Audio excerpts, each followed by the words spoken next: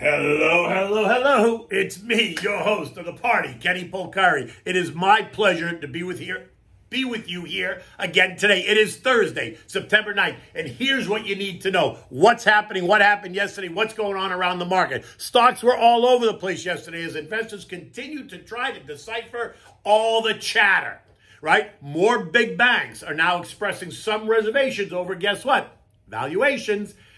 The ECB is now expected to announce an adjustment, but don't call it a taper. It's just an adjustment. U.S. futures are down again this morning as the global tone is weaker. And so, therefore, U.S. futures are kind of following in that trend. And what are we having for dinner tonight? We're going to have the rigatoni with a cherry jubilee tomato sauce. It's because I made it over the weekend. I posted a picture, and a number of people asked me for the recipe, so I'm giving it to you today. But we'll get to that at the end of the show. Stocks continue to tumble, and I can hear the robot from Lost in Space going, "Danger, Will Robinson, danger!" Right? This is, and the baby boomers will know what I'm talking about. This is stocks continue to struggle to hold on to 4,500 on the S&P as the sell algos tried to push it lower and the buy algos just stepped back just to see how anxious the sellers would get. More of the big banks, like I said, Morgan, Goldman, Citibank, are all expressing concern over the tone of the market, and that's causing some of the recent weakness. By the end of the day, the Dow gave back 70 points. The S&P off 6, not a big deal. The NASDAQ gave back 80 points, and the Russell lost 25, while the transports gave up 52. Talk of Jimmy Bullen's Financial Times interview that I referenced in my note yesterday was all the rage. Jimmy's saying that it's time to move, and I agree with him. Using the weak NFP report from Friday is nothing but baloney. All it does is allow the Fed to kick the can down the road again, and for what reason? It's time to get on with it. Period. Let's go. Stop this endless chatter. In fact, in my inaugural appearance with Neil Cavuto on Cavuto Coast to Coast on Fox Business is exactly what we discussed. You can find the link to that interview on my Twitter at Kenny Polcari. You can also find it in my written note if you get that, or you can also find my written note on my Twitter as well, or on my LinkedIn profile. So you can click on it and see that interview. In addition, investors across the country and the world are now reassessing what? Valuations. Many citing the rising risk of the economic slowdown created by the Delta variant, along with the realization that the party hosted by the Fed and every other central bank around the world is about to come to an end. Look, central banks around the world are all starting to discuss it, right? They're all starting to discuss it, implement plans to take away the cookie jar to stop serving up the Kool-Aid. And that's causing angst, right? They don't misunderstand this. Don't misunderstand what I'm saying. No one's just going to take it away the way a parent does with a teenager's cell phone, but rather taking it away in very measured steps, right? With a plan so that we don't find ourselves dealing with a teenage temper tantrum, where they make your life hell for days and days and days on end. Now, that doesn't mean that they won't throw a temper tantrum. They will. But guess what? No matter when it happens, someone is going to throw a temper tantrum. Someone is not going to be happy. But it's time to move on for the greater good. Let the chips fall where they may. That's always the way the market works. You have to allow free market processes to take the market to where it should be. Yesterday's economic data revealed that there's now 10.9 million jobs available from the JOLTS report, right? Which is, by the way, 900,000 more jobs than the estimate, taking available jobs to a new high. This is so many Americans say that they can't find work, or they can't find work that will pay them equal to or greater than what the government is paying them to be on unemployment along with enhanced benefits, right? This even as so many companies are offering one-time signing bonuses and higher wages. Look what happened last at the wage report recently. Right? Wages are up, and different sectors are raising wages higher, right? And you can't tell me that all 10.9 million jobs are low-paying jobs. Think about that just 1 minute. Now, there might be a skills gap, and I agree with you. There's probably a skills gap. That's true. But all of those jobs is a skills gap? I don't think so. It doesn't make any sense. But in any event, it is what it is. And then we had the Fed's Beige Book at 2 o'clock, which details anecdotal information from the 12 Federal Reserve regions around the country, right? Revealing that the U.S. economy has slowed a bit over the summer as rising rates of infection caused some consumers to pull back. I'm not sure where, because I haven't seen it yet. Small businesses in some parts of the country are struggling as local governments there impose very strict measures.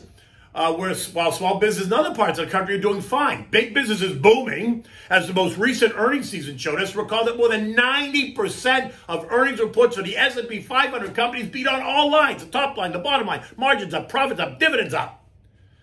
But the second quarter was also expected to be the best quarter in 2021, right? So stocks are priced to perfection are going to see sellers as growth rates and estimates begin to come down for the third and fourth quarters. And that's happening now. The recent weakness in the markets is all about the angst now over what the Fed and other central banks will or won't do. And that's going to define valuations going forward. It always does. And what's funny is that so many people appear to be surprised by the weakness caused by this conversation. I mean, it's amazing to me. It's as if they didn't know that this was going to be an issue at some point. And if the Fed kicks the can down the road again in September, which I think they're going to do, then the problem's only going to get worse, as the $120 billion in monthly support payments is only going to cause valuations to become even more stretched. So stop the madness and let's just consider the reality of what we're doing, right? Let's just consider of where we're going with this. Markets in Europe this morning are all lower, right? They're all down about 0.75% to 1% as the ECB, the European Central Bank, is expected to announce their latest guidance this morning. And the talk is all over the place.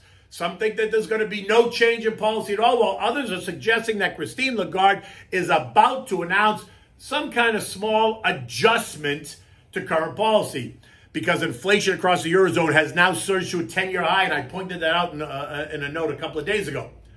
But we can't call this a taper because that creates too much anxiety. We just have to call it trimming around the edges, just like you do when you go to the barber and tell them, just clean it up, which I'm going to do this morning when I go to the barber.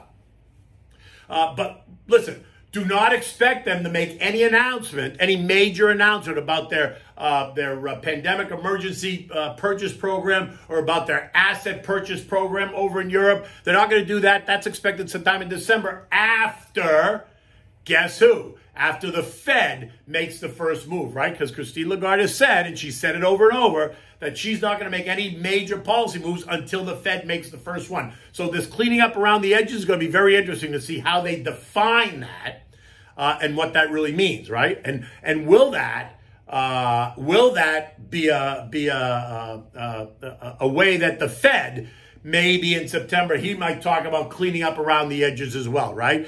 But don't misunderstand this. An adjustment by the ECB has got nothing to do with interest rates, right? She, along with Fed Chair Jay Powell, have made it very clear that tapering is one thing, rates are another thing, and they are mutually exclusive. One does not trigger the other. U.S. futures are lower again this morning as investors continue to consider the weakness across the globe, what current valuations are here in this country, all as we await the ECB news as well.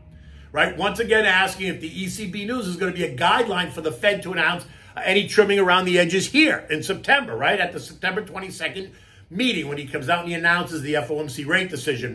We're not expecting anything at the moment, nor are we expecting he's going to announce the beginning of a tapering. As of this morning, the futures are down again. The Dow's off 75, the Russell's off 10, the Nasdaq's down 25, the S&P's off 10. Yesterday, the U.S. Treasury yield ended the day yielding 1.32%, down just a hair. The dollar fell by 11 cents. Oil was up 1.5%, kissing 70 again, while gold fell 0.5%. The VIX lost 1%. The broader market churned in place, right? The S&P falling 6 points is not anything to write home about.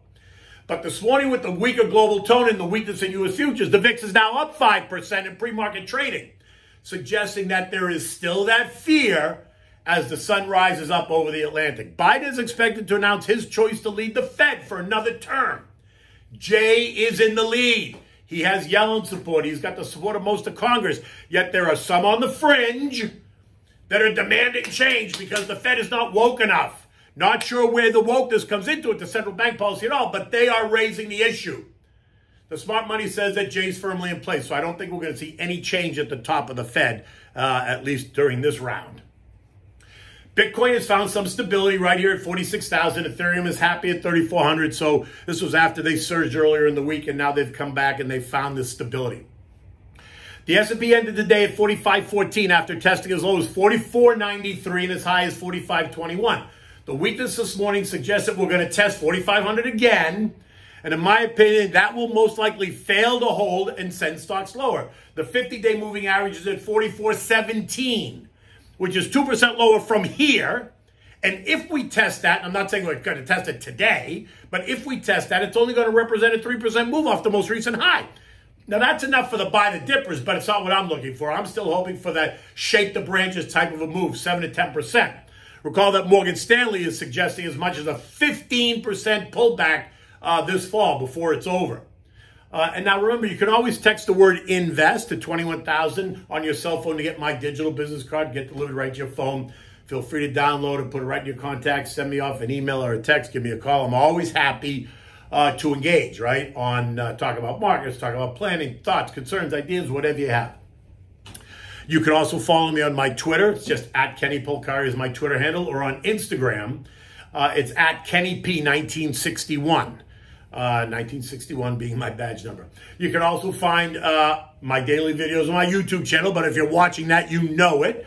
But you can certainly pass that message around. Let people know, right? Kenny Polcari Media is how you can find me. So what are we having for dinner tonight? So look, I made this dish on Monday night. I posted a picture of it on my Twitter, which I'll do again today. And so, you know, I'm going to call it a rigatoni with a cherry tomato jubilee sauce, right? And so it's really simple to make. The whole thing might take you half an hour start to finish, but you want to start by putting a pot of salted water in a big pot, bring it to a boil, put it on the back burner. Just once it starts boiling, turn it to simmer just so it's ready when you need it. In a big deep frying pan, you want to add olive oil. You want to add two cloves of sliced garlic. You want to take one whole sliced shallot and a big white Spanish onion, slice that up, put it all in the pot, saute it for 8 to 10 minutes. You want the onions and the shallots to get kind of soft. You don't want to burn them. You just want them to get soft. Put it on medium high. You're going to add a container of cherry tomatoes, whole. Don't slice them. Just whole cherry tomatoes. Put them right in there. Season it with salt and pepper and oregano, right? So take some dried oreganos, you know, give it 2 or 3 shakes in there. Mix it all up. Turn the heat to medium and saute it. And then what you'll see is the tomatoes get hot and they start to cook. Some of them will burst and they'll break open. Others will just get soft. You can press on them a little bit with the spoon if you want, but you're going to puree it anyway.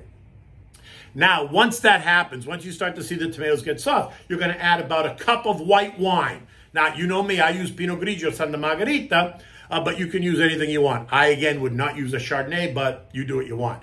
I'd put a cup of the white wine, bring it, let it steam up, right? Deglaze the pan, let the alcohol steam away a little bit, but you don't want to let all the wine evaporate and disappear. Just give it a couple of minutes, and that's all. Now, pull it off the heat. And let it cool down for a minute. And now get your food processor ready, right? Take this whole mixture, put it in the food processor, and pulse it until you blend it, right? So you might pulse it for, I don't know, a couple of minutes. But you want it to all be blended and pulsed. And once you do that, to return it back to the pot, and then add some light cream. You're going to add probably a cup of light cream to the tomato sauce and stir it so that you mix it well. And now just put it back on the burner at simmer while you now boil the pasta. So now you're going to take your pasta pot, bring it to the front burner, turn it up on high, and add the rigatoni. Now listen, when I made it on Monday, I used gemelli because that's what I had in my house. But I used gemelli in yesterday's recipe, so today I'm going to use the rigatoni. The rigatoni, and you could use the small rigatoni, but it's a big hearty pasta, and it really goes well with this dish. Boil the rigatoni in 8 minutes because you want it to be al dente. But before you do anything, before you strain it, take 2 ladles, 2 ladles of the pasta water and add it to the tomato sauce. Right, 2 ladles. That's it. Stir it up so that it blends well. Take your pasta, strain your pasta.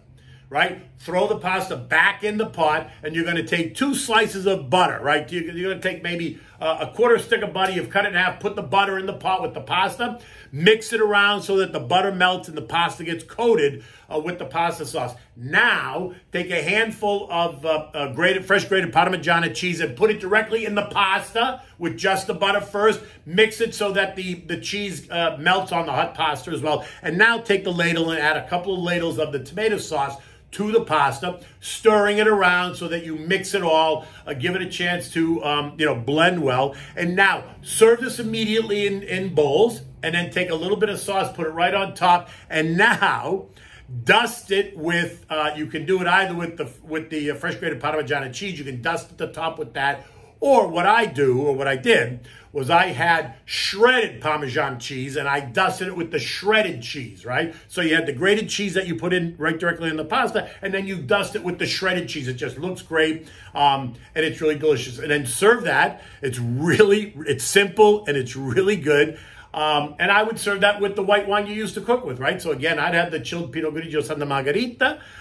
You might want to make some garlic bread to go with that, but that's it. You don't need anything else. And I will repost the picture so you can see it. Until then, I am off tomorrow and I am off on Monday. So the next time you'll see me is Tuesday, September 14th. Have a great weekend and take good care.